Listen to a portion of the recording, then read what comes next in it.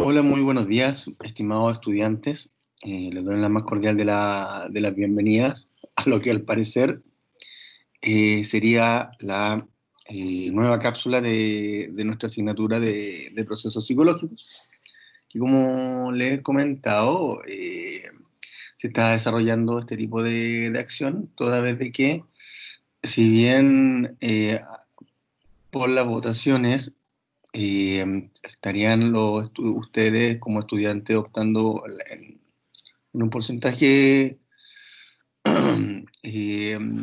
mayor al que no quieren paro, pero en esa lógica le doy la más cordial de las bienvenidas, digamos, a quienes obviamente se puedan como conectar. Pero bajo esa lógica tengo que hacer la cápsula, como le he comentado, como le estaba diciendo, porque el tema es que, claro, nosotros los docentes no estamos en paro, ¿ya? Y por lo tanto, en esa lógica, quienes vayan a recibir clases tienen el derecho, por supuesto, a exigirlo. Así que quedo atento si es que alguien va a comentar algo, va a decir algo, o bien, en su defecto, realizó la cápsula. Así que, bueno, buenos días.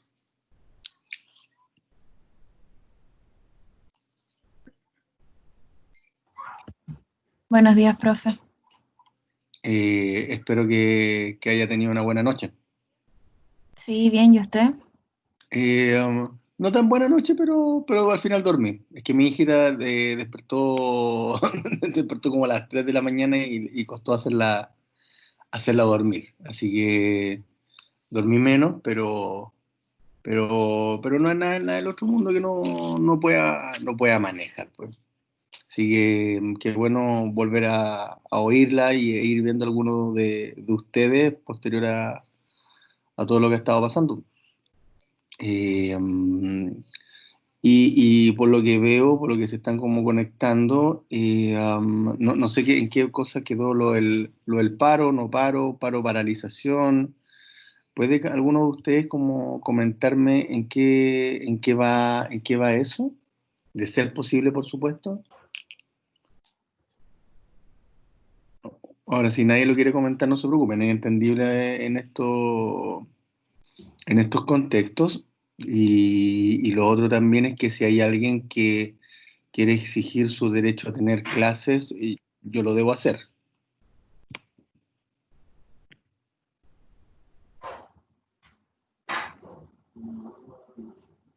Profe, el acuerdo que se quedó, espero que no le moleste a nadie que lo diga, pero ya que es público, el acuerdo del que se quedó es que hay paro parcial. Se debe ingresar a clases, pero no se pueden hacer evaluaciones. Ah, perfecto, ya. Ya, gracias, gracias, gracias Camila.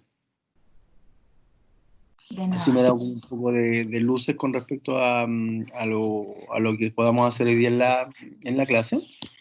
Eh, entonces pareciera ser que podríamos como ir viendo como varias cositas. A todo esto, bueno, no has tenido ningún inconveniente, Camila. En función, te lo pregunto, como también soy encargado de asuntos estudiantiles, también tengo que estar atento a ello.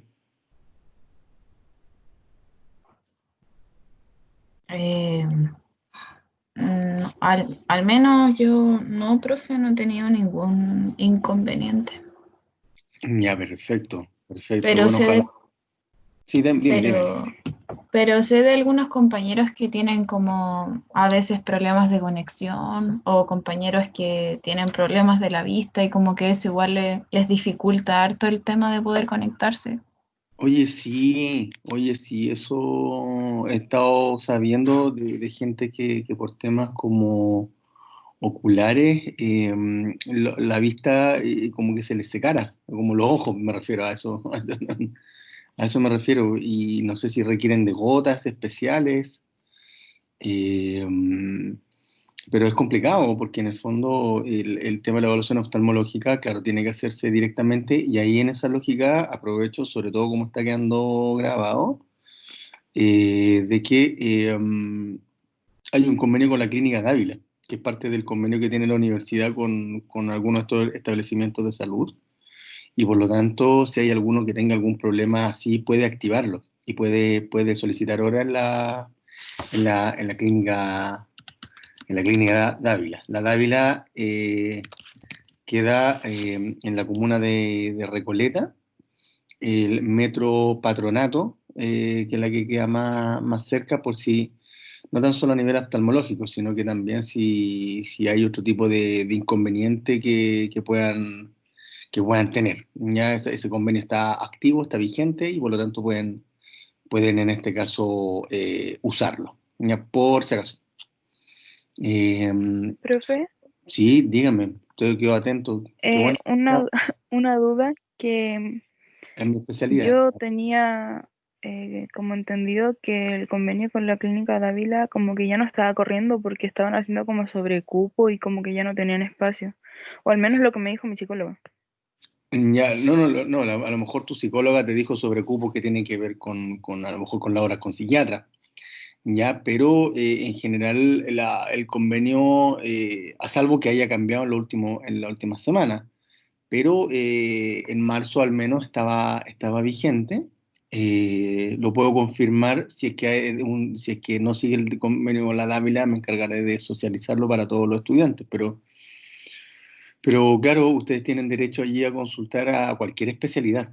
Entonces, no necesariamente como con especialidades de salud mental, por si acaso. ¿Ya? Ocurre de que tú hablas de la psicóloga de la DAVE, ¿no? Sí, ¿Ya? Ocurre que las derivaciones como con psiquiatra, ¿ya? Las chiquillas tienen una buena relación con la gente de allá, entonces siempre como que le generan sobrecupos, pero claro, por la demanda en salud mental que ha habido, claro, hay gente que, claro, está pidiendo hora con psiquiatra y por lo general los psiquiatras en Chile no tienen hora pronto. De hecho, en Chile deben ser menos de 1000 los psiquiatras que hay. Entonces, en general tienen harta demanda, en este caso para un tratamiento farmacológico. De todas formas, Isidora, tratemos de hablar nosotros por interno para ver de qué forma también te puedo orientar sobre todo si que requieres de algún tipo de especialidad así, cómo poder gestionarlo. Ahí se puede hacer, algo se puede hacer. ya, muchas gracias, profe. De nada, pues. ¿Alguien más que quiera como comentar y decir algo a todo esto? Damos un par de minutos más para que se conecten estudiantes.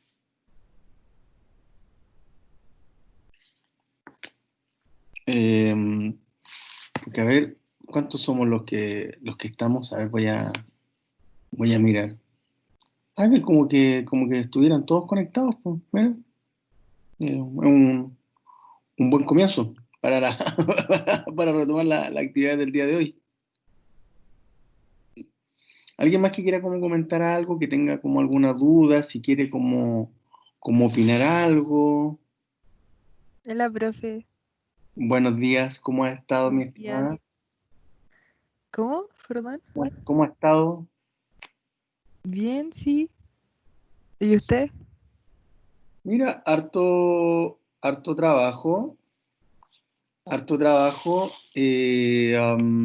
cual igual es bueno, pero sí me ha pasado una cosa que tiene que ver como en términos clínicos con que más que llegarme más pacientes, por llamarlo así, nuevos, estoy teniendo consultas con pacientes con los cuales ya llevo una línea de trabajo, como, por decirlo así, como con casos más complejos.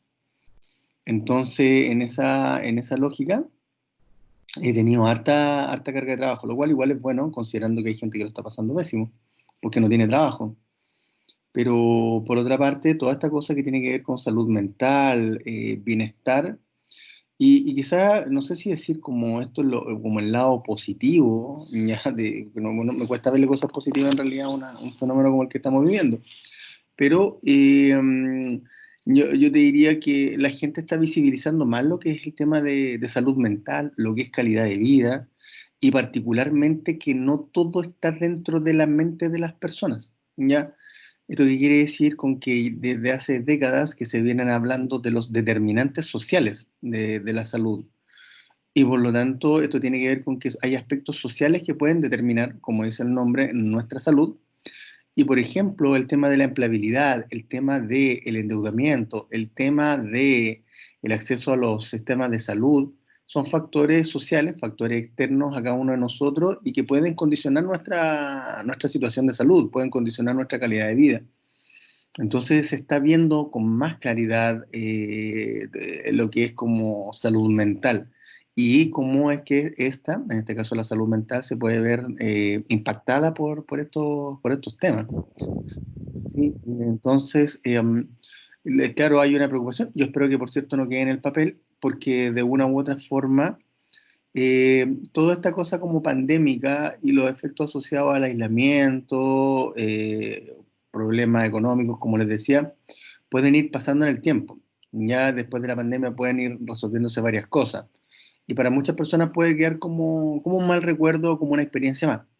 Pero de cada 5 personas, una podría quedar como con algún efecto de que esta experiencia puede ser pero devastadora y por lo tanto puede requerir algún tipo de atención para cómo, en este caso, en términos de la psicología, las personas, las familias, los niños también vuelven, por decirlo así, a pararse frente a la vida y a las dificultades. Entonces, esta situación hace que, claro, estén como todas esas cosas.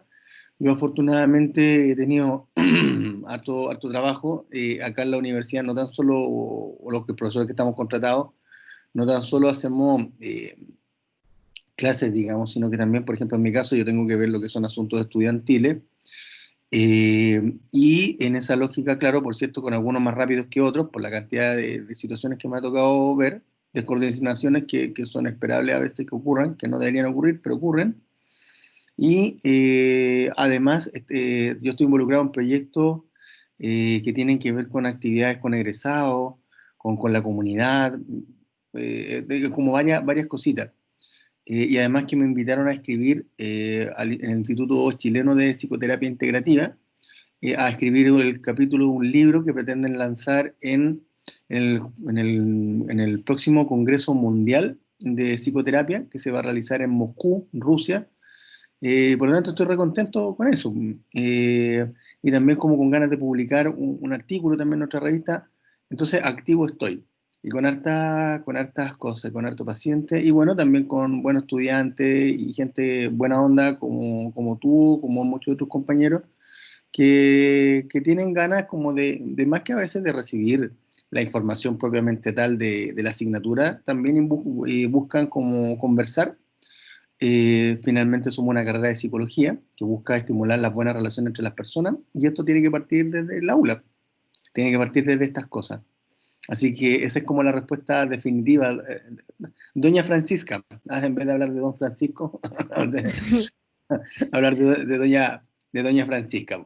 De hecho, hoy día, no sé si hoy día va a aparecer una entrevista en el Mercurio que me hicieron ya con respecto a todos estos temas, pues y el aumento del consumo de alcohol y qué sé yo, y por lo tanto ahí voy a aparecer. Pues. Y también tengo harta actividad en algunos medios de comunicación, entonces, de hecho el viernes tengo que ir a la radio, entonces estoy haciendo como varias cositas, amigas. Así que gracias Qué por buena, la profe, que le esté yendo bien. sí, ahora ha sido sudor y lágrimas, por supuesto, pero yo siempre soy agradecido de las cosas que me ha dado la vida. Y lo otro es que, por lo menos como parte de mi visión personal, más allá de que el que come callado come 2 veces, pero en general vengo como de un modelo, digamos, como por lo menos cuando yo estudié psicología acá en la central, antes de que, si es que quieren ver materia, por supuesto, ya lo podemos ir conversando y no hay problemas con ello. Siempre se hace como una especie como de mini marcha blanca con respecto a lo que es como los primeros minutos posterior al paro, ¿ya? Pero no sé si recuerdan que yo les conté que yo había estudiado en el Instituto Nacional. Para aquellos que no conozcan el Instituto Nacional, en mi juicio es el mejor colegio de Chile, pero para algunos es uno de los mejores colegios de Chile. Y en general el más antiguo. Ya lleva más de 200 años vivo, por llamarlo así. Y la cosa es que allí, en esos años, como en la década de los 90, era muy jerárquica la relación con los profesores. Vale decir, el profesor era una autoridad incuestionable. Si nos tenían que colocar puros unos, no, nadie le iba a decir nada. De hecho, yo recuerdo en alguna prueba haberme sacado un 1-2 en física. Me acuerdo en el segundo año medio que el profesor se enojó con nosotros y a todos nos puso uno. No le dijeron nada, por supuesto, pero el profesor, que era muy buen docente, don Aristide González, que en paz descanse, por supuesto, no hizo de nuevo una prueba, ¿ya? La cosa es que cuando yo llegué acá a la central a estudiar, una de las cosas que me llamó la atención tenía que ver con que no existía una cosa tan jerarquizada en la relación con los profesores. Vale decir, a mí me decían, ah, oye, te hizo clase, por ejemplo, el Tito Yabeli.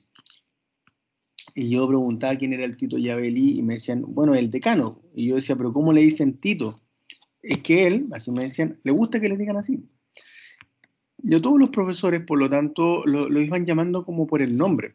Y a mí lo que me llamaba la atención tenía que ver con que el respeto ya entre las personas no tiene por qué muchas veces estar jerarquizado, sino que se puede ir construyendo, se puede ir armando, y parte de la formación que uno debe tener, y ahí yo empecé a entender, tiene que ver con que tenemos que aprendernos a respetar, independiente de, en este caso, de los roles sociales que tengamos. Si ustedes son estudiantes y yo soy profesor, ok, es un rol social, pero eso no quiere decir que yo los tenga que mirar de arriba hacia abajo o con una actitud déspota. No, todo lo contrario. Mi idea es que, por lo menos desde este espacio, que aprendamos a conversar, aprendamos a respetarnos, aprendamos a escucharnos, eh, porque cada uno de nosotros es un ser humano con derechos, también con obligaciones, con deberes, pero en esta lógica, desde este espacio, que me pregunten cosas así, yo al menos no tengo problema en responderlas, porque por lo menos desde mi experiencia y lo que durante todos estos años como docente que llevo, lo que más me ha dado resultado es este tipo de relación. Finalmente, mi estimada Francisca, si sigue saliendo todo bien, tú en 5 años más vas a ser psicóloga y vamos a ser colegas. Y puede que nos encontremos en algún lugar de trabajo o nos encontremos, por ejemplo, en algún congreso, en algún curso, o incluso tú puedas llegar a ser mi jefa.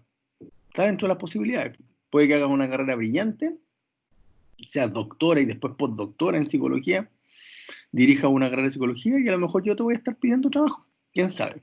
El mundo laboral es muy, muy, muy dinámico, y por lo menos durante todos estos años siempre me ha permitido ganar más cuando he actuado de esta forma. Así que yo agradezco como la pregunta, pues, mi estimada Francisca. ¿Francisca o cómo te digo? Francisca María, o todos te dicen Mari, no, ahí no sé, me pierdo. No, que dicen Fran nomás, o Pancho. Es, Ah, ya, perfecto, perfecto, yo no, ¿cómo se llama? No tengo ningún problema, mientras, como por supuesto, no te falte el respeto, y ahí tú me lo puedes comentar si en algún momento llegara a pasar, ¿ya? Así que gracias, Francisca, gracias, Camila, como por las preguntas, como por lo que están diciendo. Bienvenido, Sebastián. Isidora, gracias por los comentarios. ¿Alguien más que quiera preguntar algo? ¿No? Ah, sí, profe, yo tenía otra duda. Sí, dale, dale, dale, dale. ¿Qué vamos a hacer hoy día? Así como, ¿cuál es el plan de hoy día? Mira, son varias cosas las que tenemos que como que ir mirando. Voy a partir, ¿cómo decirlo? ¿Habían escuchado hablar de la técnica del embudo? Probablemente no entienden a qué se refiere. El embudo como cuando un embudo que uno ocupa, qué sé yo, para echar parafina, combustible, lo que sea. Entonces, como de lo general a lo particular, es como la técnica. Mira, se supone que como estamos retomando, yo voy a mostrar un poco lo que estábamos viendo que tenía que ver con pensamiento y lenguaje, ¿ya? Para ir tomando los hilos. Entonces vamos a ver eso, ya no por cierto de forma extensa, ya sino que vamos a ir tomando de a poco, en este caso como el hilo, ¿sí? Lo segundo tiene que ver con que podamos acordar la fecha de entrega de, en este caso, la película que yo les pedí que vieran, que era Memento, y que debido a que todavía no se pueden hacer evaluaciones, va a estar por definirse esa fecha, ¿ya? No la voy a entregar hoy día. Voy a esperar cómo va el transcurso de la semana, mientras tanto sigan viendo la película, pueden hacer el trabajo si quieren para ir avanzando y cosas de que así, cuando haya que entregarlo, lo tienen listo. Entonces no hay que entregar el trabajo todavía, pero aprovechen obviamente de ver la película. Y en términos específicos también, en esta cosa como del embudo, debido a esta cosa del paro, va a haber que recalendarizar la fecha de la segunda prueba, que curiosamente yo la tenía lista, definida como si me acuerdo si para esta semana o para la próxima, ¿ya? Pero va a haber que recalendarizarla, ¿ya? El tipo de prueba que voy a hacer va a ser igual que la primera prueba, ¿vale? Es decir, con alternativas y con un desarrollo breve, para así no cambiar las reglas del juego respecto al tema de las evaluaciones. Y eso tiene que ver con que, créeme, Fran, que a veces cuando uno cambia la modalidad de evaluación, hay gente que se angustia mucho, se urge mucho. Y en este momento no quiero ni angustiar ni urgir a nadie más de lo que ya externamente, por todo el tema COVID y sus impactos sociosanitarios están. Así que no voy a hacer eso. Pero hoy día voy a ver un poquitito de lo que es como pensamiento y lenguaje, pero que tiene que ver con empezar a hacer un recordatorio respecto de dónde habíamos quedado. ¿Sí? No sé si hay alguna duda o alguna pregunta, algún comentario. No sé si Leo Rey Yo tengo una duda. puede preguntar. Ningún problema, pues mi estimada María Ignacia. Me hizo acordar de alguien que yo conocí hace muchos años atrás, que se llama María Ignacia. Buena persona, por cierto. Profe, no, soy la Jarca.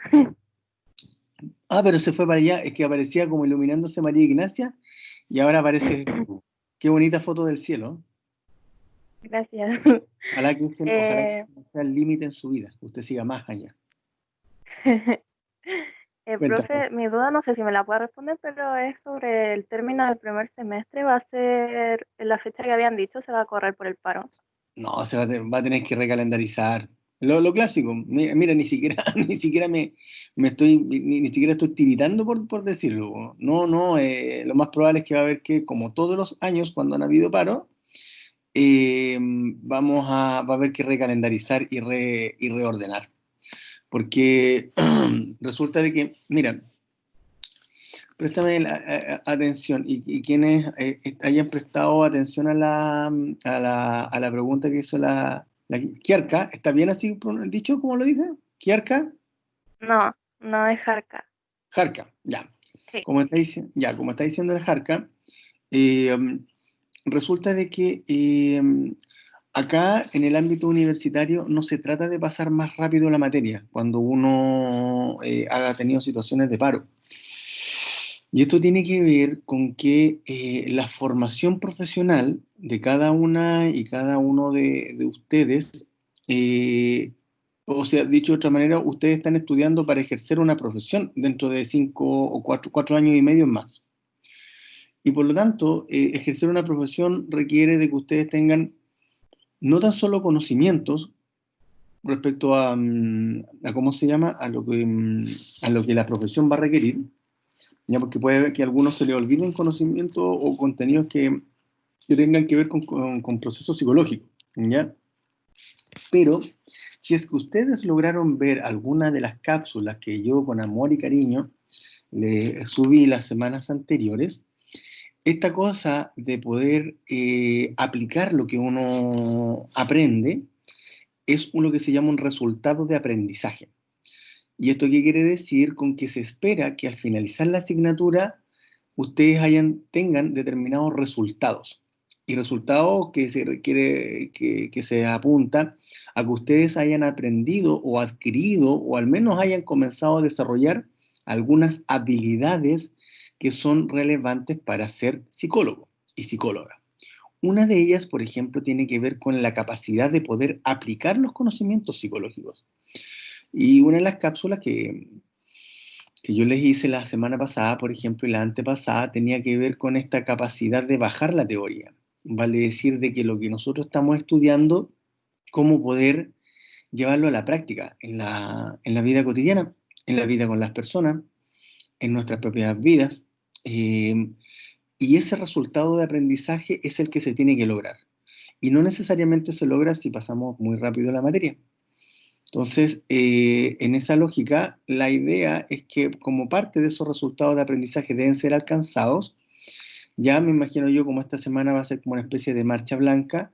La próxima semana yo lo voy a retomar, lo voy a explicar en clases para que tengamos una línea en común por donde tenemos que transitar para que así ustedes cumplan de forma satisfactoria con, en este caso, con los resultados de aprendizaje que la asignatura tiene, la cual uno de ellos es aplicar los, en este caso, conceptos psicológicos que estamos viendo en nuestra asignatura. Y si recuerdas, cuando estuvimos viendo déficit atencional, esa es, por ejemplo, una aplicación de uno de los contenidos que tiene que ver con lo que es la atención y la concentración. Y las reflexiones que hicimos al respecto también allí, cuando hablamos que había que tener cuidado con el diagnóstico, que a veces invisibilizaba otras cosas que le pasaban a los niños. Entonces, en esa lógica, esos resultados de aprendizaje vinculados a la aplicación de los contenidos es algo por lo cual yo debo velar y por lo tanto lo más probable es que el semestre se va a extender. Se puede extender unas 2 semanas probablemente para así poder dar finalización de forma, como te comento, satisfactoria a lo que estamos viendo. No sé si te respondo a lo que me preguntas. Sí, profe, gracias. ¿No tienes ninguna otra pregunta más? No, ¿Me echaba de menos? la verdad. Es que este horario es tan criminal.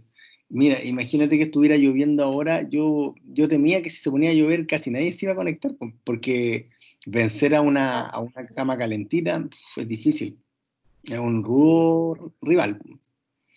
Así que eso, bueno, si obviamente se te ocurre algo, me puedes ir preguntando sin problemas, ¿ya? ¿Alguien más que me quiera preguntar algo, chiquillos, chiquillas? Pareciera que no. Ya, el último que tengo que decirles en esta lógica de lo que es esta técnica del embudo, es que las clases deben durar entre 1 hora 20 y máximo 2 horas, y por lo tanto no recuerdo bien si ya estábamos como con ese esquema, pero lo cierto está en que lo tenemos que seguir manteniendo, ya sea porque las capacidades de concentración van variando en el tiempo.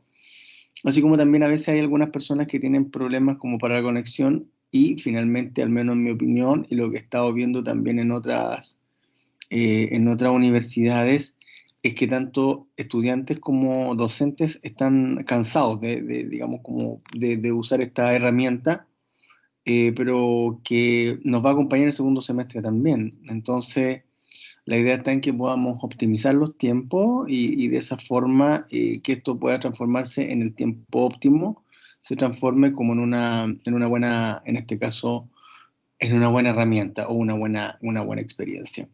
Por lo tanto, la idea está en que el primer break ya lo vamos a hacer de forma constante entre 9 y 9:10, y de ahí vamos a retomar como para seguir avanzando, vale decir, van a ser como, a ver, déjenme ver, 1 hora 20 tiene 60 minutos, claro, y 50 y 50 serían 100 minutos.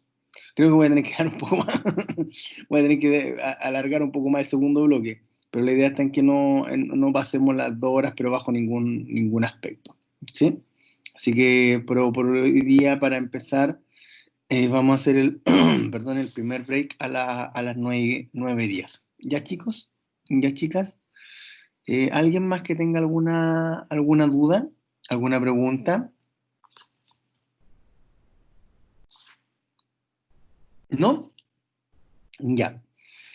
Bueno, a ver, chiquillos y a ver, chiquillas.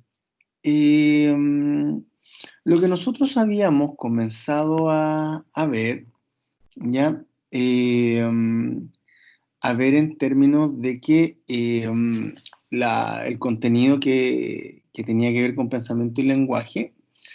Para hoy día, como les decía, vamos a ir haciendo como un pequeño refresh que tiene que ver con ir como recordando, como refrescando un poco lo que habíamos estado viendo con anterioridad.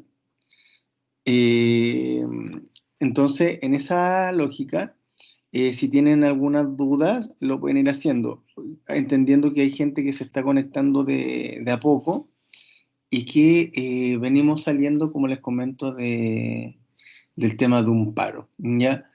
Esto, como les comento, lo voy a ver como un recordatorio, como para ir facilitando el ir retomando el hilo con el cual veníamos funcionando, y sobre todo como recién están en el primer semestre de psicología, la gran mayoría de todos ustedes, es probable que hayan olvidado varias cosas, y por lo tanto por eso voy a ir haciendo como, en este caso, como un recordatorio, ¿sí? No sé si alguien tiene alguna duda o algún comentario antes de empezar a hacer como este recordatorio.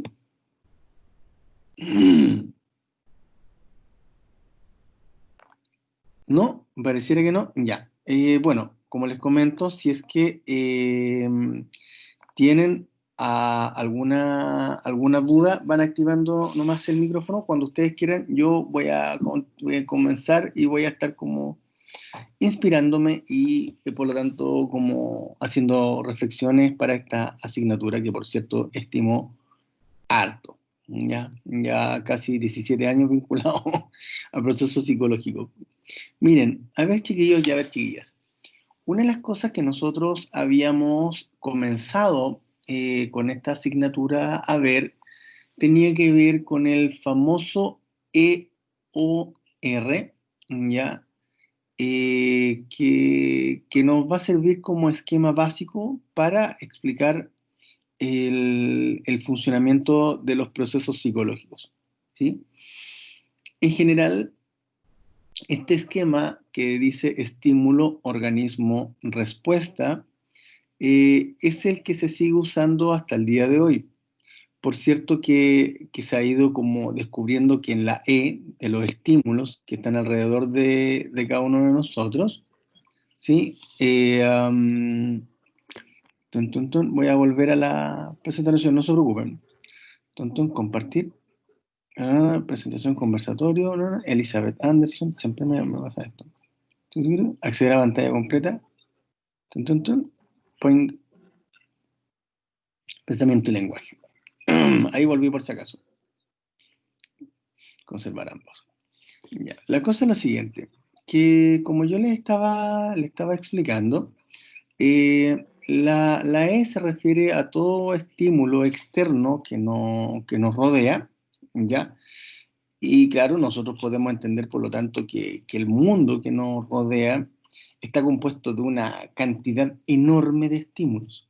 Estímulos familiares, estímulos llamados amigos, estímulos llamados pareja o mala calidad de la relación de la pareja, entorno vinculado al COVID, acceso al Internet, capacidad económica, alimentación, bla, bla, bla, bla, bla. En fin, una serie de, digamos, como de elementos que están en estos denominados estímulos y que nos rodean. ¿Ya? Cuando la psicología se empezó a diseñar o a realizar como disciplina científica, en la década de los 20, el siglo pasado, se empezó a hacer notar de que estos estímulos producían determinadas reacciones en las personas.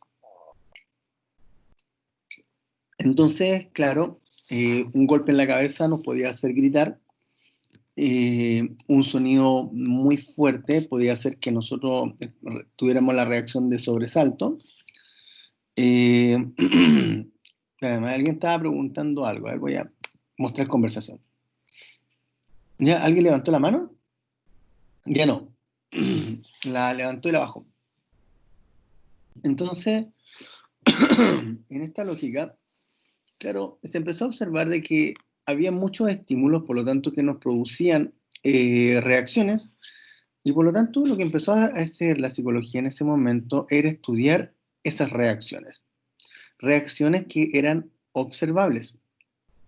Sí, entonces si me daban un golpe en la cabeza y yo decía ¡ay!, ahí había una reacción, había una respuesta que todos podían escuchar y que se podía registrar. Se podía grabar, se podía medir, qué sé yo. Pero, claro, la investigación empezó a avanzar y avanzar involucró que habían elementos de nuestro comportamiento que no eran observables, que habían cosas internas en cada uno de nosotros que también había que estudiar. Y que también había que estudiar porque tenían mucho que ver con las reacciones que nosotros teníamos. ¿Ya?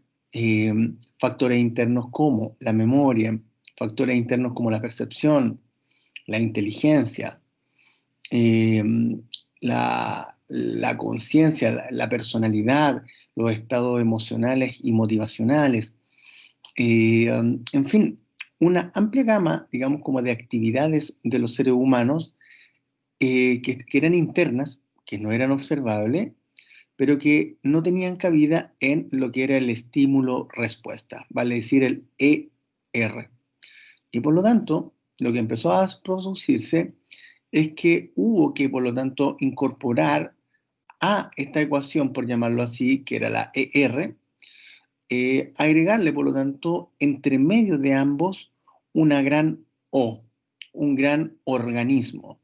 Y para ello, en este caso, se empezó a ocupar una amplia gama de evidencias que estaban existiendo en todos esos años y que por lo tanto tenían que ser, en este caso, incorporados a un estudio del comportamiento de las personas.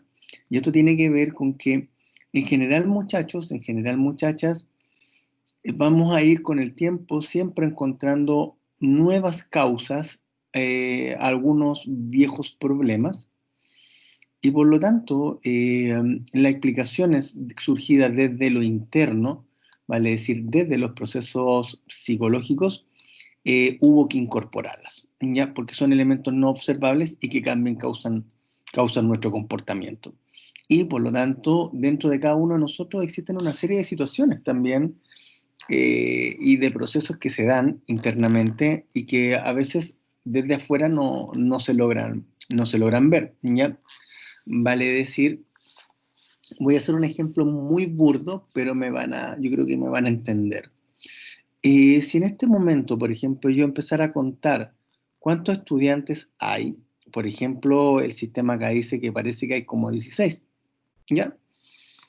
Y si yo hago la siguiente pregunta, alguien tiene una pregunta y nadie responde, nadie levanta su manito, si ustedes se fijan, allí yo desde el estímulo-respuesta podría explicar de que no hubo respuesta ante el estímulo que yo hice, que tiene que ver con hacer una pregunta. Y por lo tanto, cuando uno empieza a decir, bueno, ¿y por qué no hubo respuesta? Antiguamente los colegas, los psicólogos y psicólogas decían, da lo mismo los motivos por los cuales no se produjo la respuesta. El hecho concreto es que no hubo respuesta. ¿Me siguen? Y por lo tanto uno diría, oye, sí, pero a lo mejor los estudiantes puede que estén cansados, puede que tengan sueño, puede que tengan problemas con la conexión, puede que estén desmotivados en la asignatura, puede que sean tímidos y no se atreven a hablar. En fin, pueden ser varias cosas. Pero si ustedes se fijan, si yo tengo que empezar a explicar o comprender el comportamiento de las personas, claramente el segundo análisis me entrega más información y más información por lejos. Y por lo tanto, y esto es lo bonito de la psicología, que si yo quiero, por lo tanto, modificar esta respuesta o estas reacciones, puedo ir hacia el estímulo, ya vale decir, a tratar de yo cambiar y hacer cosas más dinámicas como para activarlos y activarlas, o bien, en este caso, empezar a apuntar a algunos factores internos que ustedes tengan, como por ejemplo la motivación, qué sé yo, el cómo se imaginan como psicólogos, psicólogas. Entonces, si yo voy apuntando, por lo tanto, a esas áreas internas, también puedo producir un cambio en la respuesta, ¿ya? Con eso, por lo tanto, uno va entendiendo esta cosa que tiene que ver con cuando uno va modificando las causas de los comportamientos de las personas. Entonces las modifico y por lo tanto se produce el cambio en el comportamiento de las personas. Y eventualmente, si el cambio de las personas no se produce, hay que probablemente ver otros factores que a lo mejor pueden estar influyendo y que hasta el momento del análisis del comportamiento de las personas no hemos visto, ¿ya? Entonces, cuando se produce toda esta ampliación de la ecuación, de pasar del estímulo-respuesta al estímulo-organismo-respuesta, se empezó a observar de que efectivamente las explicaciones de los comportamientos de las personas mejoraban en calidad, en argumentación, en riqueza conceptual, eh, y lo mejor de todo es que también se puede cambiar el comportamiento de las personas. O sea, a la medida que conocemos más, podemos cambiar más la conducta de las personas.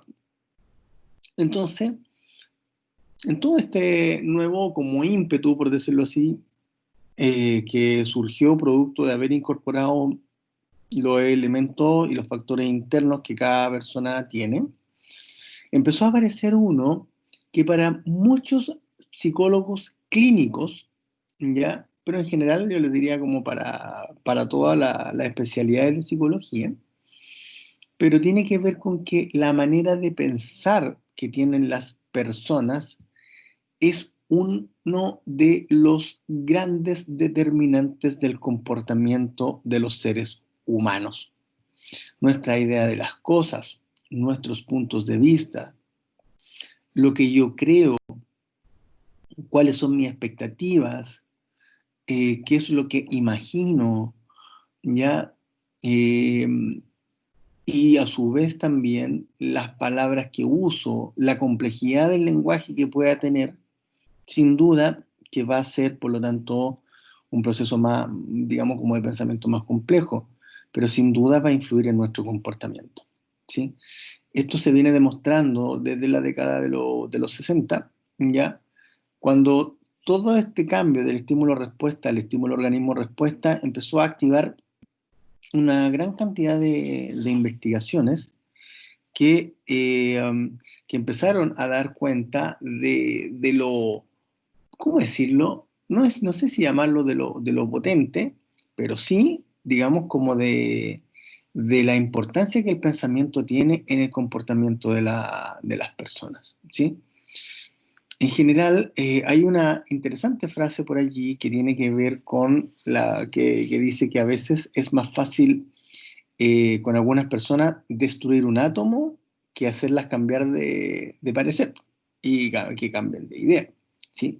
Lo que vamos a ir viendo conforme avance en la diapositiva y cuando terminemos este PowerPoint, que por cierto no lo vamos a terminar hoy día, pues tiene que ver con que dentro de las cosas que pueden dificultar el cambio en este caso en las maneras de pensar, tiene que ver con componentes emocionales que están detrás de, en este caso, las ideas. Y por lo tanto hay ideas y creencias que tienen un fuerte arraigo afectivo o emocional. Vale decir, si yo creo profundamente en Dios y alguien me quiere demostrar que Dios no existe, si mi fe es muy fuerte hacia Dios, es muy difícil que yo deje de creer en Dios. Puedo abrirme a otras posibilidades y eventualmente escuchar las explicaciones de la gente que tiene o adhiere más al ateísmo o también pueda adherir, en este caso, a esta tendencia que tiene que ver con lo agnóstico, ya que tiene que ver con cuestionarse constantemente la idea de Dios, ¿ya? Todos los casos, en general, hay componentes afectivos atrás. Y por lo tanto, esos componentes hacen que algunas ideas o algunos pensamientos no cambien fácilmente. Y por lo tanto, claro, ahí las estrategias tienen que ver con ver cómo se pueden cambiar los estados emocionales para que cambien esas ideas. ¿Ya? Este PPT está en el aula, estoy seguro, según yo sí, pero si no lo subo. ¿Ya? Según yo, sí. Pero lo voy a revisar en el break.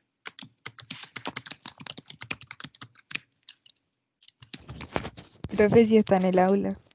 Gracias, Fran. Yo sabía que hoy día tú ibas a ser mi copiloto en la mañana. Lo intuía. Entonces, gracias, Fran. Entonces, ya, voy a colocar. Ya. Vamos a colocarlo acá. Sí, se encuentra disponible. Disponible. Entonces, claro, cuando yo les comento como toda esta cosa que tiene que ver con lo que es el pensamiento, ¿ya? En general, las investigaciones avanzaron mucho.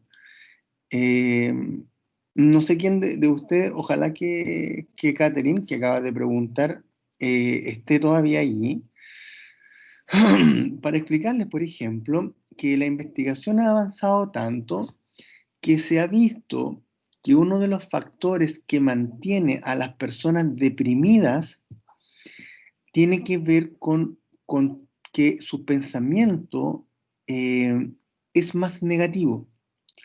Y es un pensamiento que da orígenes a filosofías de vida más involutivas. ¿Esto qué quiere decir?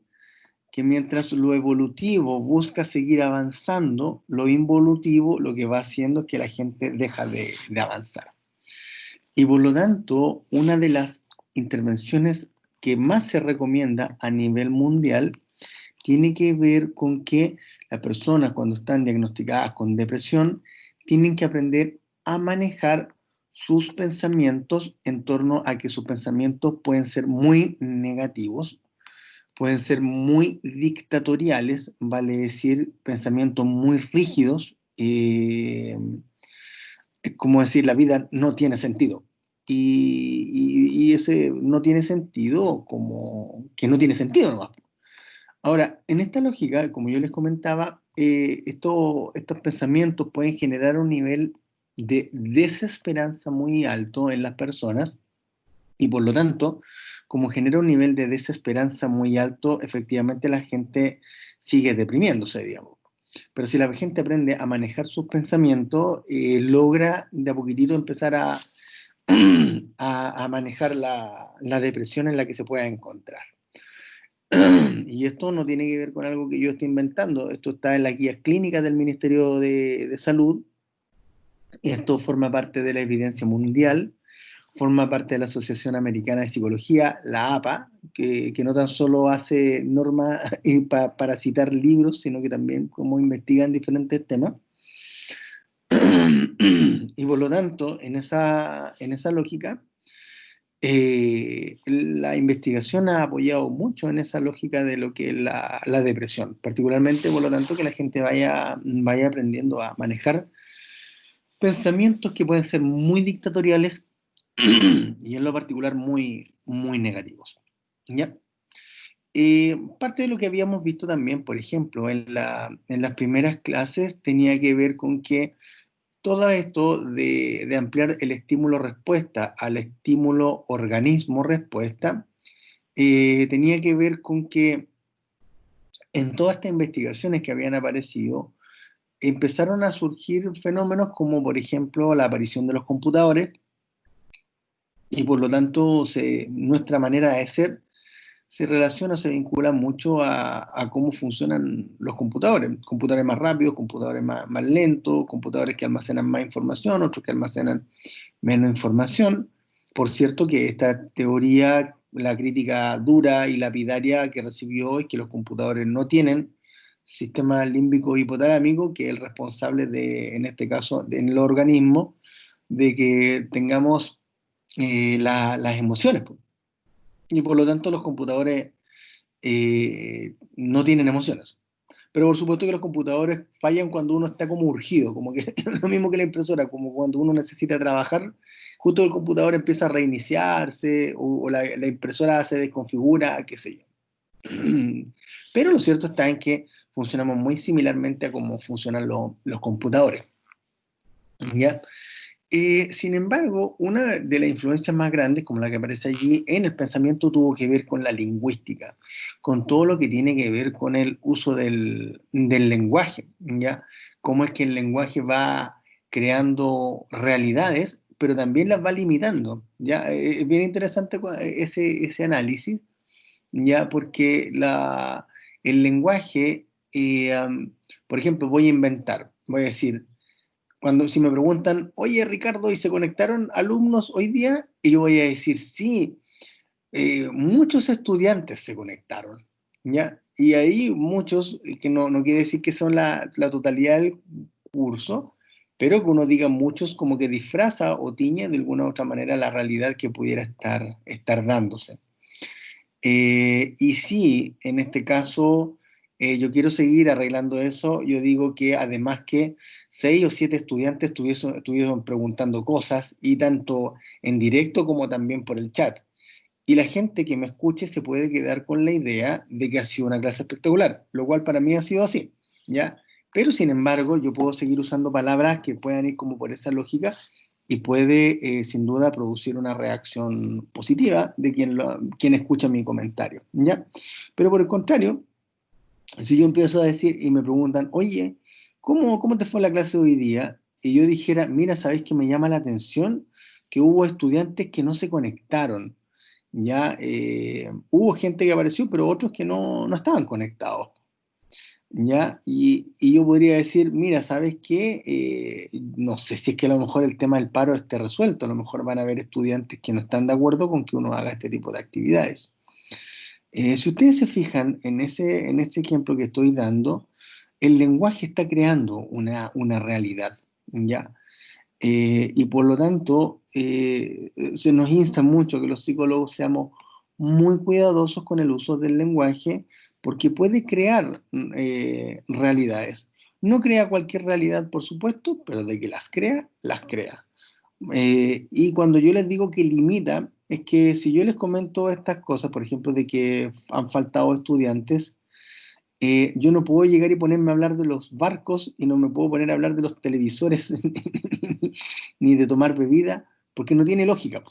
Sino que se supone que lo que yo tengo que decir a continuación tiene que ver con lo que yo previamente he comentado. Y por lo tanto, el lenguaje, las primeras palabras que aparecen, pueden ir delimitando las futuras palabras que van apareciendo, ¿ya?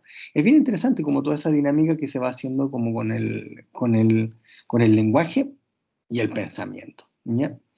Y antes de que hagamos un primer break, cuando se habla de la epistemología genética, que como yo les dije en esa clase, esto va a ser pregunta de prueba. La epistemología genética apunta que los seres humanos no tan solo hablamos y pensamos y usamos palabras, sino que también generamos conocimiento. Y las experiencias que vamos teniendo en la vida nos van permitiendo acumular cada vez más conocimiento, cada vez más aprendizajes que nos pueden permitir, por lo tanto, tomar mejores decisiones en la vida. ¿Me siguen, chiquillos? Entonces, la epistemología genética apunta a eso, a que uno va desde el menor conocimiento en la vida hacia mayores niveles de conocimiento en la vida. Y eso claramente apunta a que los seres humanos tenemos una capacidad cognoscente importante. Esta cosa del preguntarse qué es el infinito o qué hay más allá de esta vida, son parte, digamos, de las preguntas que nos pueden acompañar como seres humanos, y que vamos a tratar de dar respuesta. Y vamos a tratar de dar respuesta en función de lo que vayamos como conociendo en el día a día. ¿Me siguen, chiquillos, hasta ahora? Bueno, como yo les comenté, voy a empezar a hacer los breaks a las 9:10 de la mañana, así que vamos a hacer un break, cuéntenme, de 10, de 15, de 20 minutos, entendiendo que estamos retomando, así que puedo entender que pueden estar, eh, digamos, como recién conectándose y como algo disperso, así que podemos como tomarnos alguna, entre comillas, licencia. ¿En cuánto ratito me conecto? ¿En cuánto? Ya. Miren, vamos a hacer lo siguiente, son las 9:10, me voy a volver a conectar a las 9:25, ¿ya? Para que así terminemos hoy día a las 10 de la mañana, ¿ya? Para que así vayamos retomando de a poquitito el hilo. Así que a las 9:25 me vuelvo a conectar. ¿Ya, chicos? Así que los dejo, a no ser que tengan alguna duda, por supuesto. ¿Hay alguna duda hasta el momento? ¿No? Ya, me vuelvo a conectar entonces a las 9:25. Nos vemos luego. Chao.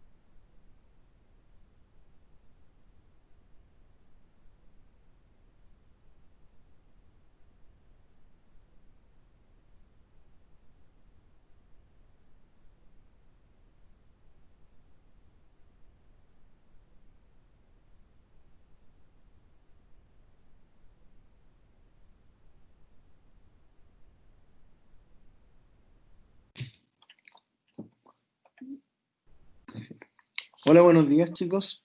Regreso acá a hacer la segunda patita para quienes se vengan conectando, de una clase que en general es como una especie como de marcha blanca que se hace después de, digamos, como de cuando han habido paros. Y en esa lógica la idea está, por lo tanto, en que podamos ir de a poquitito tomando lo que veníamos desarrollando. ¿Hay alguien que tenga alguna duda o alguna pregunta de lo que hemos estado como revisando? Por supuesto que si tienen alguna otra duda más, la pueden plantear. ¿Ya? Sí, por favor, Sebastián, cuéntame, a no ser que la vaya a hacer como por escrito, pero no hay ningún problema, si quieres lo puedes hacer como por esta vía. Dale.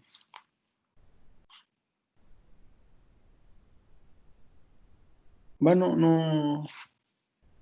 no se escuchan. ¿Sí? ¿No se escucha, Sebastián? ¿Va? Pero si quieres lo puedes como hacer como por escrito, acá por el chat. Oh, pero hazlo por acá. Hazlo por acá por por el chat, o bien si tienes algún compañero que esté conectado, le puedes decir que le puedes enviar un audio, que lo han hecho así en otros cursos, que le envían el audio a un compañero y el compañero pregunta, ¿ya? Que te puede servir también.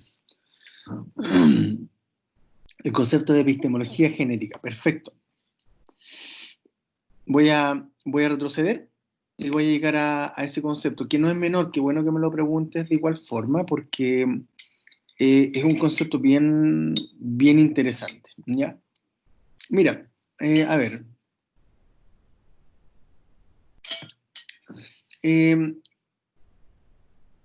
La memología, uy, ahí me pillaste, no sé si será memología como el estudio de los memes, no lo había escuchado. Ya puede que sea un nuevo concepto, o a lo mejor nunca lo revisé, pero no me viene como inmediatamente a la memoria el concepto. Mira, que le achunté. Mira, a ver, se lo voy a comentar como especie como de historia, de cómo llega el concepto, y particularmente el autor que se llama Jean Piaget, ¿ya? A ver, en segundo año, ustedes van a tener una asignatura que se va a conocer con el nombre de ciclo vital, ¿ya? Vale decir, es en este caso aquella área, digamos, de la psicología que estudia el desarrollo de las personas a lo largo de las diferentes etapas y edades de las personas. Y eso sería como una definición, a grosso modo, de lo que sería el ciclo vital, digamos, como concepto y como asignatura que van a tener en segundo año. El primer semestre está destinado hacia infancia y adolescencia, y el segundo va destinado hacia adultez y adultez mayor. ¿Ya? En esa lógica, en el primer semestre, cuando tengan que ver lo que es infancia y adolescencia, van a empezar a conocer algunos teóricos, digamos, teóricos como clásicos en lo que es el ciclo vital, en el estudio del ciclo vital, y en particular de la psicología del desarrollo. Y uno de esos autores clásicos es Jean Piaget, ¿sí?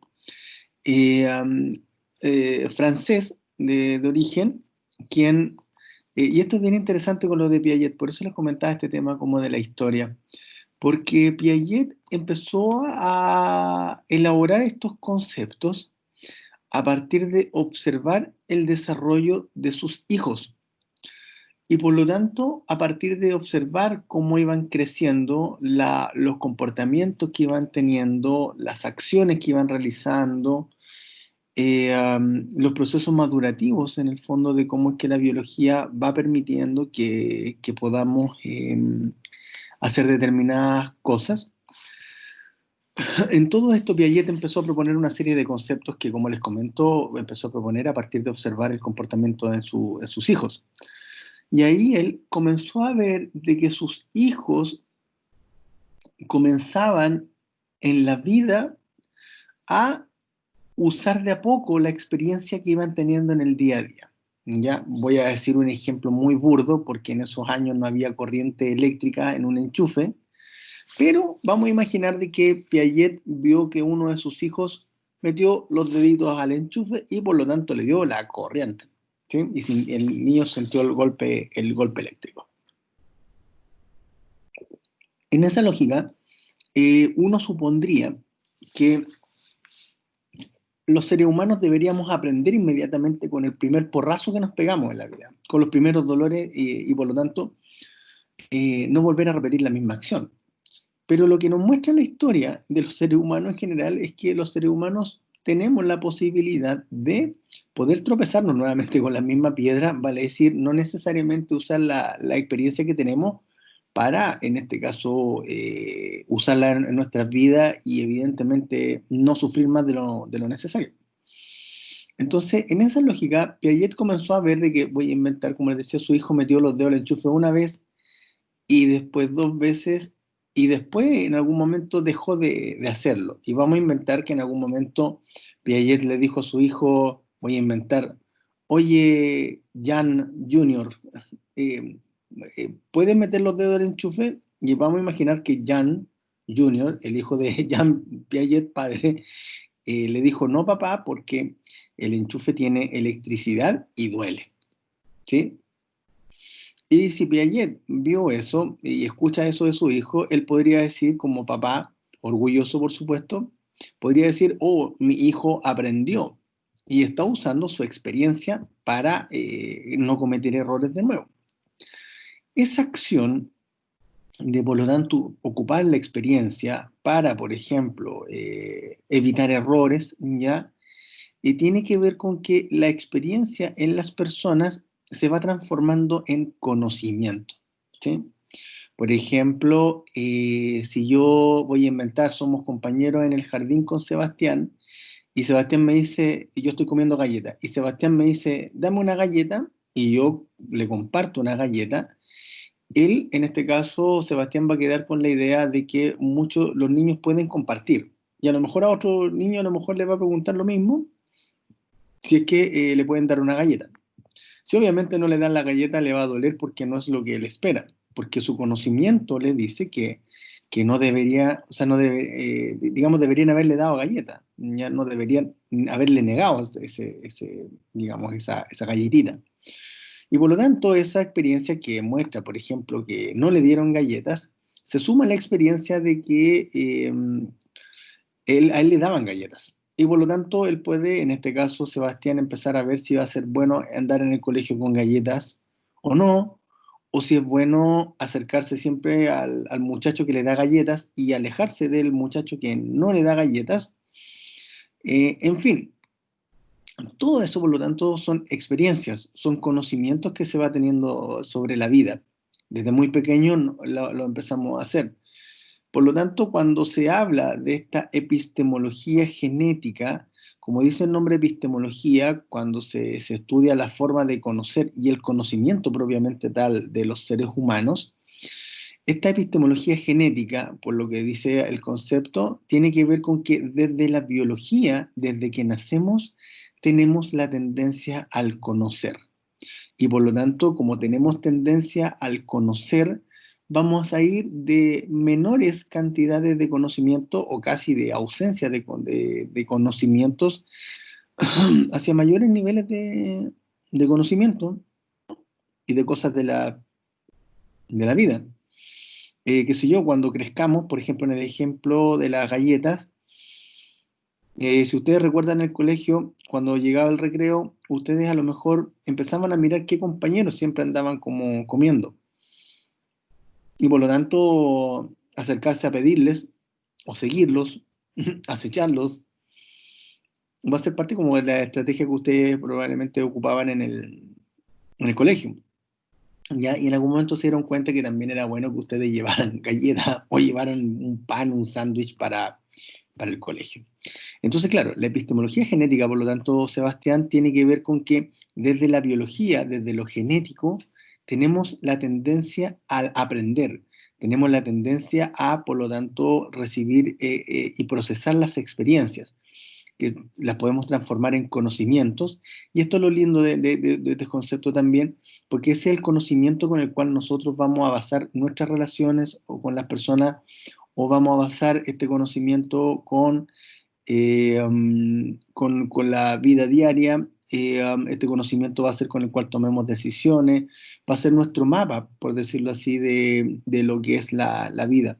Y por lo tanto, en la medida en que más experiencias vamos teniendo, se supone que vamos teniendo también más conocimiento sobre la vida, y se supone, por cierto, que podamos aprender a usarlo también, a usar ese conocimiento en nuestras vidas. No sé si te logro responder, Sebastián, de alguna forma, o te logro responder de forma satisfactoria. Si puedes responder por acá por el chat, sería muy, muy bueno, si es que tienes, por supuesto, problemas con el micrófono, si es que se entiende.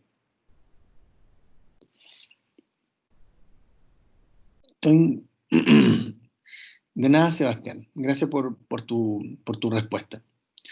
Entonces, claro, todo esto es como parte de... Ustedes van a empezar a ver y decir, oye, es verdad, si esto lo vimos con el profesor. Y claro, porque tengo que mirar esto, digamos, como para ir introduciéndolo al tema del pensamiento, ¿ya? Y esta cosa tiene que ver con que cuando empezamos a hablar de cómo es que las personas pensamos, es que cuando se habla de razonar, tiene que ver con que las personas hacemos procesos bien complejos de toma de decisiones, ¿sí? Y muchas veces, y de hecho varios autores en psicoterapia lo plantean, que en general a los seres humanos nos cuesta ver con objetividad las cosas. En general tendemos, obviamente somos seres muy subjetivos, ya si eso tiene que ver con nuestra percepción y cómo se va mezclando con nuestras historias de vida, en fin, eso está archidemostrado. Pero en general, para tomar decisiones a las personas nos cuesta hacerlo, ¿sí? Nos cuesta ser objetivos. En general, razonar, nosotros aprendimos desde el colegio a tratar de ser más lógicos, cuando 1 más 1 es 2 y 3 por 4 es 12 y 4 por 3 sigue siendo 12, porque la conmutatividad es una propiedad, en este caso, de la multiplicación, ¿ya? Y eso, por lo tanto, es parte de la lógica, ¿sí? Entonces, cuando hablamos de razonar, tiene que ver con que podamos utilizar un pensamiento objetivo y lógico, ¿sí? Para poder tomar buenas decisiones, ¿sí? Y el computador también piensa, el computador también razona, el computador también hace una serie de procesos internos, ¿ya? El computador almacena información, como lo hace nuestra cabeza, lo hace nuestra memoria. El computador puede incorporar nueva información a partir de programas, de aplicaciones, de software, por ejemplo, y las personas también podemos no ser tan rápidos como un computador, en términos de que el software se descarga y se instala y se acabó, pero las personas podemos aprender a ir usando diferentes aplicaciones, por llamarlo así, en nuestras vidas, ¿ya? Manipular datos, por ejemplo, y resolver problemas son parte de las cosas que hacen los computadores y que nosotros también hacemos. Cuando se habla, por lo tanto, de que el hombre computador como computador, tiene que ver con que se ve que el computador es un ente, digamos, concreto, que maneja información, que nos permite conectarnos, que nos permite almacenar todo lo que estamos viendo, y los seres humanos también hacemos lo mismo, ¿ya? Probablemente existe esta diferencia, y no es probablemente, porque en realidad es una certeza, de que efectivamente los computadores no tienen emociones, a diferencia de nosotros que sí las tenemos. Y por lo tanto, un computador, si el computador está enojado, nosotros de igual forma podemos trabajar con él. No vamos a ver si está conectado o sea enojado, porque en realidad no tiene ninguna forma de expresar su enojo, más que a lo mejor voy a inventar con la velocidad, ¿ya? Pero uno elimina archivos y se acaba la cosa. En cambio, los seres humanos no, pues un ser humano que está enojado no quiere aprender nomás, y se pone, y puede que no le entren balas, ¿ya? Los estados afectivos, como los vamos a ver más adelante, son muy, muy, muy, muy importantes en los seres humanos, sobre todo porque por toda la investigación que se está desarrollando en las últimas décadas, el pensamiento sin duda en los seres humanos tiene un peso importante, pero somos seres ya muy emocionales, en términos de que Hay una reacción afectiva y después viene el proceso racional. ¿Ya? Es un proceso muy automático, muy rápido, pero que se da. ¿Ya? Bueno, acá aparece lo que estábamos hablando hace un ratito de lo que era el estímulo organismo-respuesta. Y esa gran flecha hace notar de que nuestras acciones también pueden modificar los estímulos que están produciendo nuestra conducta. Vale decir, por ejemplo, voy a tomar de nuevo a Sebastián, perdón Sebastián, te voy a hacer como participar involuntariamente. Sebastián en este momento es mi estímulo, ya algo que está fuera mío, y por lo tanto me hace una determinada pregunta. Y yo esa pregunta la proceso internamente en el organismo como parte, en este caso, de todos los procesos psicológicos que yo tengo, ya sea intelectuales, a nivel de experiencia, a nivel de procesamiento afectivo, y una vez que la proceso, doy una determinada respuesta, un determinado comentario, y ese comentario, por lo tanto, puede hacer de que Sebastián siga preguntando o no, ¿ya? Y por lo tanto puedo aumentar la probabilidad de que Sebastián siga preguntando, como puede que yo la disminuya, ¿ya? De la misma forma, por ejemplo, si alguien, por ejemplo, como organismo es tímido y tiene que, por ejemplo, enfrentarse frente a una situación, estímulo, como por ejemplo hablar en público, si esta persona que es tímida no habla y se queda callada y se pone muy roja, claro, lo más probable es que las personas o el público las va a ver que se ponen rojas y por lo tanto va a evitar decir algo. Y una de las cosas que pasa en las personas cuando se ponen rojas, cuando son muy tímidas, es que procesan que toda la gente se dio cuenta y por lo tanto se ponen más nerviosos todavía a nivel de respuesta y va generando un círculo vicioso bien interesante, pero que con la ayuda de la gente, pero particularmente de la propia ayuda de estas personas, pueden resolver ese impasse, ¿ya? Con esa flecha. Entonces, todo lo que yo le estaba comentando es lo que viene apareciendo aquí con el estímulo organismo-respuesta y cómo es que en este caso los seres humanos tenemos una postura muy activa frente al conocimiento. Y esta cosa no tiene que ver con grandes saberes en la vida, sino que también con pequeños saberes prácticos que nos pueden resolver grandes dificultades en nuestra vida. Tomar decisiones como, por ejemplo, qué sé yo, si sigo trabajando en el mismo lugar donde tengo una jefatura que no me considera, o si por el contrario me cambio de trabajo, a pesar de que tengo un buen trabajo, busco otro lugar para obtener más remuneraciones. Claro, sin duda que uno lo puede hacer y lo puede realizar, particularmente porque los seres humanos tenemos una actitud activa en la vida. Y en ese sentido, parte, por ejemplo, de las cosas que los clínicos, psicólogos clínicos, hacemos con las personas, tiene que ver con que empiecen a tomar un rol más activo con respecto a los problemas y a las dificultades que tienen. Y en algún momento también le hacemos notar de que no tan solo la actitud activa es hacia los problemas, sino que también una actitud activa hacia el bienestar, hacia buscarlo, hacia maximizarlo, hacia encontrar espacios que nos hagan sentir, nos hagan sentir bien. Por ejemplo, perdón, que antes de llegar a estas frases, ya lo que aparece allí, en este caso la foto de Viktor Frankl, que es un psiquiatra austríaco. Viktor Frankl estuvo en un campo de concentración, estuvo en el campo de concentración de Auschwitz, ya, donde, Mariana, cuéntame, si es que puedes hablar por el micrófono. Hola, profe. ¿Me escucha? Bien. Sí, la escucho perfecto. Que no sé si se dará cuenta, pero yo por lo menos no puedo ver nada si es que está mostrando algo. Se ve algo cargando. Ya, o sea, acá se ve clarito, ya, pero la otra diapositiva, ¿la viste? ¿Se veía la otra? ¿O Desde ninguna? que volvió del break, yo veo solo una imagen de un círculo cargando.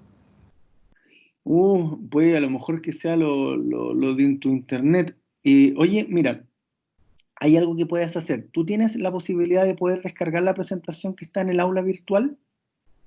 Sí, de hecho la tengo descargada. Ya, ubícate en la diapositiva número 6. Ah, ya. Gracias, profe. ¿Ya? Y voy a ir avisando cuando vaya, cuando vaya cambiando. ¿Ya? Mira, Gracias. Viktor Frankl estuvo en un campo de concentración, en el campo de concentración de Auschwitz, el más violento de todos los campos de concentración. Estuvo casi 3 años allí. Y por cierto, en la época de la Segunda Guerra Mundial y con los nazis, en este caso, controlando muchas situaciones, Ahí te funcionó, Paz, qué bueno, ya. Bueno. Excelente, lo voy a poner ahí para que haya excelente. A todo esto, Paz, después tenemos que seguir contactándonos como por correo, por lo que hemos estado conversando, ¿ya? Miren, entonces, ¿qué es lo que pasa? Que Viktor Frankl sobrevivió al campo de concentración. Después llegaron los aliados, y en fin, lograron liberarlo.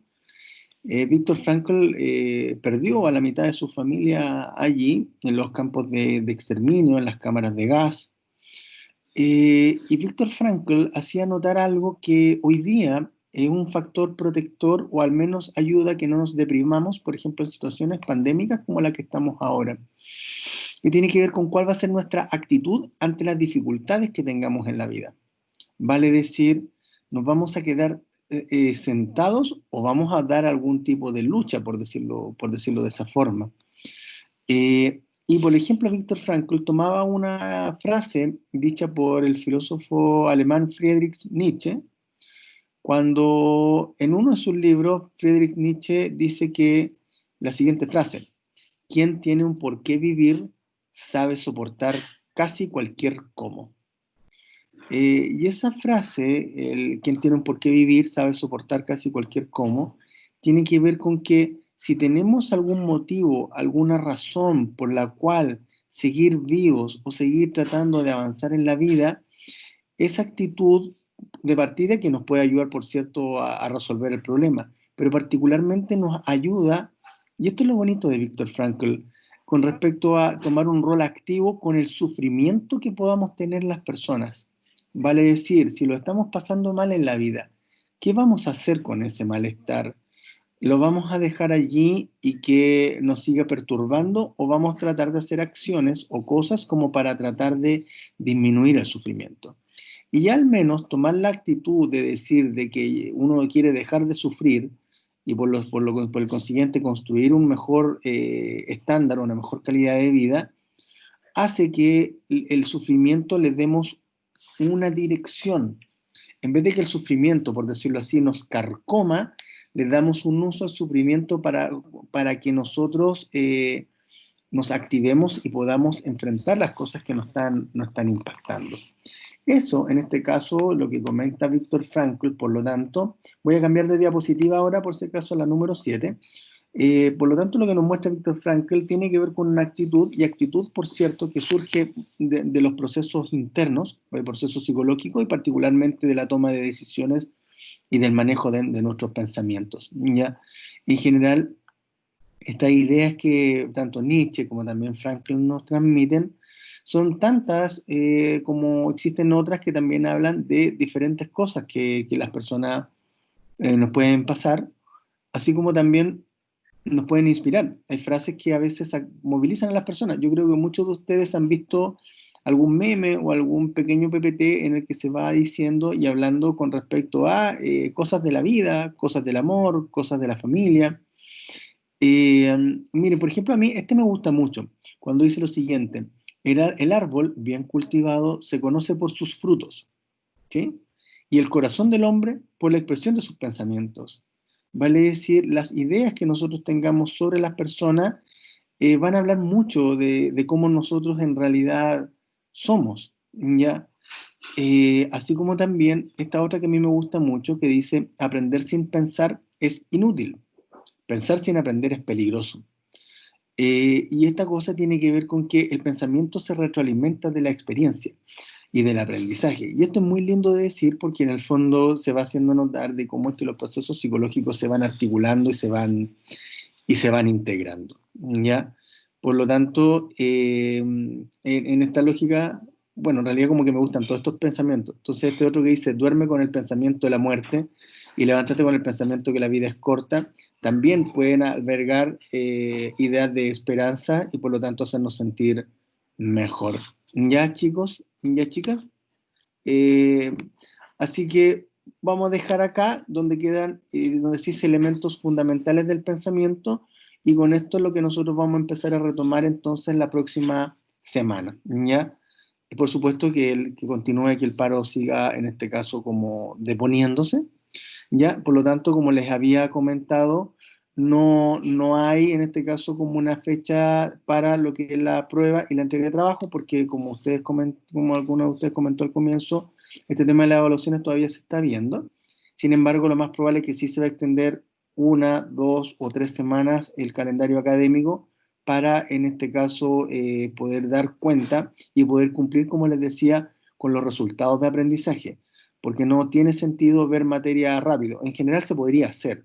Lo que pasa es que la formación profesional requiere que ustedes adquieran determinadas habilidades y, como les partí diciendo, una de las habilidades es aprender a aplicar los conocimientos psicológicos, y en esta lógica, como lo que hemos visto, es que ustedes pueden aprender a aplicar esto, que tiene que ver con que ustedes puedan aprender a ir viendo qué es lo que piensan y a ver si es que pueden ir modificando o cambiando alguno de sus pensamientos. Ya se van a dar cuenta que algunas ideas resultan fácil cambiarlas y hay otras, en cambio, que cuesta un poco más y que tienen que ver a veces con que tienen un arraigo afectivo, tienen un tono emocional muy, muy marcado. ¿Ya?